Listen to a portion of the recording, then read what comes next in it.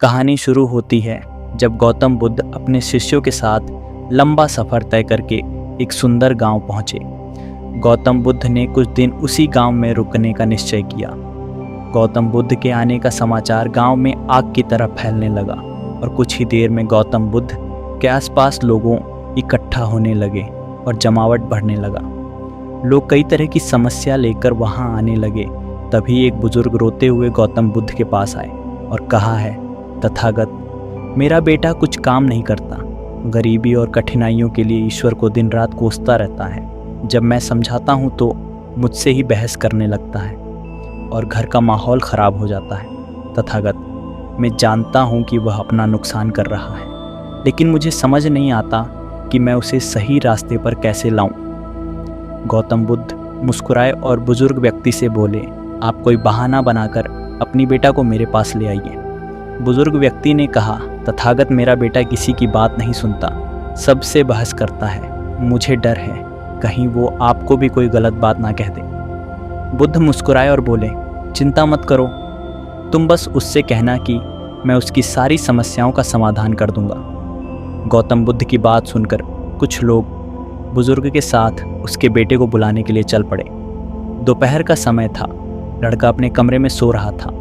घर पहुंचते ही सब ने उसे जगाया और उसे समझाना शुरू किया, लेकिन लड़का साथ चलने को तैयार नहीं हुआ। वह बस एक ही बात दोहराता रहता कि सारे साधु पाखंडी और नकली होते हैं, मैं इनकी बातों में आने वाला नहीं। लेकिन जब गांव वालों ने उसे बताया कि बुद्ध उसकी हर परेशानी का समाधान कर देंगे, तब जाकर वह गौतम बुद्ध से मिलने को राजी हुआ। अपने बेटे को लेकर जब बुजुर्ग व्यक्ति ने गौतम बुद्ध के पास पहुँचे तो लड़का बुद्ध को उल्टा बोलने लगा, किस बात के लिए आपने मुझे यहाँ बुलाया? अगर आप ये चाहते हो कि मैं ईश्वर को कोसना बंद कर दूँ तो मैं ऐसा कभी नहीं करूँगा, क्योंकि ईश्वर ने मुझे इस बेकार शरीर के अलावा दिया ही क्या है। धन जो शरीर के लिए ज़रूरी है वह तो मुझे मिला ही नहीं। अगर आप मेरी धन की समस्या ख़त्म कर सके तो ठीक है, नहीं तो अपना बेरिया बिस्तर समेटिए और आगे बढ़िए। वह लड़का बोला, मैं राजा को क्या दे सकता हूँ, मेरे पास तो कुछ भी नहीं है। गौतम बुद्ध ने कहा, राजा का एक पुत्र है जो जन्म से ही नेत्रहीन है। राज्य वैद्य ने कहा है कि अगर राजकुमार को किसी जीवित व्यक्ति की आंखें मिल जाएं, तब वो ठीक हो सकता है। अगर तुम अपनी दोनों आंखें राजकुमार को दे दो तो राजा तुम्हें तुम्हारी वजन के बराबर सोने के सिक्के देंगे, फिर तुम अपना जीवन आराम से बिता सकते हो। ये सुनते ही डर के कारण लड़के ने आंखों पर हाथ रख ली और जोर से कहा, यह आप क्या बोल रहे हैं? जीते जी कोई अपनी आंखें कैसे दे सकता है? कोई कितना भी धन क्यों ना दे, मैं अपनी आंखें नहीं दे सकता। गौतम बुद्ध बोले, कोई बात नहीं, दो नहीं तो सिर्फ एक ही आंख दे दो, फिर भी मैं तुम्हें तुम्हारी वज़न के बराबर सोने के सिक्के दिलवा दूंगा। वह लड़का फिर जमकर बोला, आप ये कैसी बातें कर रही हैं? मुझे सोने का चाहे जितने सिक्के मिल जाएं, मैं अपनी एक भी आंख नहीं दे सकता। मेरी आंखें अनमोल हैं। गौतम बुद्ध ने कहा, अगर तुमको और धन चाहिए तो बोलो, राजा मना नहीं करेगा।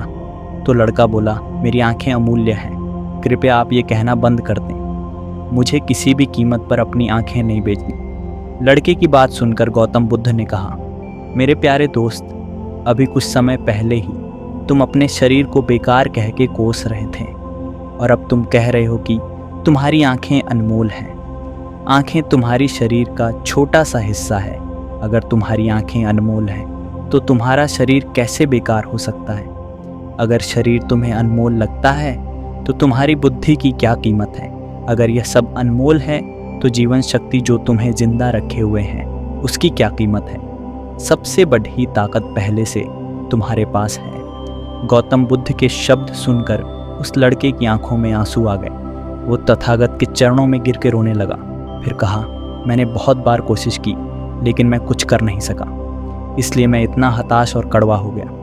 बुद्ध ने लड़के को उठाया और कहा, मेरे दोस्त, इंसान का जन्म बहुत कीमती है। केवल इंसान के पास ही इतना विवेक होता है कि वो सही गलत में अंतर कर सकता है। ताकतवर पशु पक्षियों में भी यह स्वतंत्रता नहीं है।